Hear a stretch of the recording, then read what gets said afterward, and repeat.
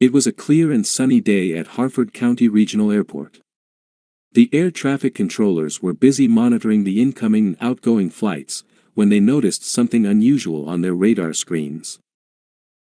"Hey, Jim, do you see that?" asked one of them, pointing at a blip that was approaching the airport from the east.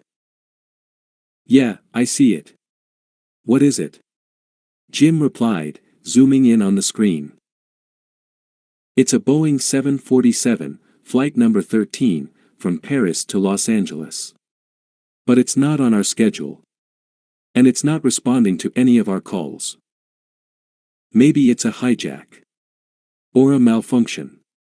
We better alert the security and the emergency services. And clear the runway for it to land." They quickly contacted the airport authorities and informed them of the situation. The airport went into high alert mode as the mysterious plane approached the runway. The controllers tried to communicate with the pilot, but there was no response. The plane landed smoothly but did not slow down or turn off the engines. It kept rolling until it reached the end of the runway, where it stopped abruptly. "Jim, what the hell is going on?" the first controller asked, bewildered. "I don't know, man. I don't know. Maybe the pilot is unconscious. Or dead. We need to send someone to check it out." They watched as a team of security guards and paramedics rushed to the plane, armed with guns and medical kits.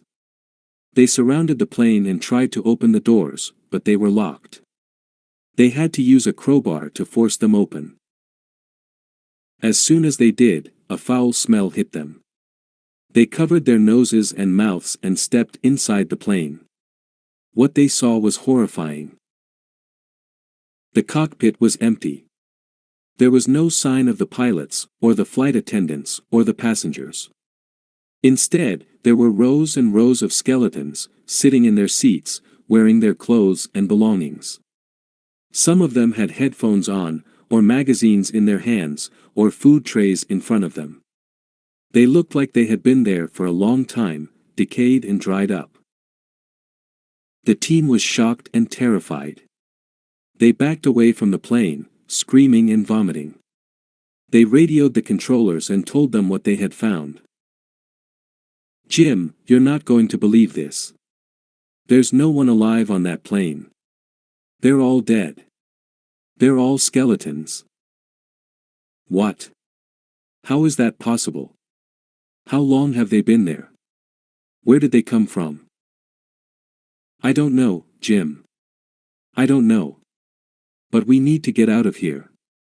This is some kind of nightmare." They ran away from the plane, as fast as they could. They did not notice the garbled voice that was coming from the intercom, saying random numbers. 4, 8, 15, 16, 23, 42.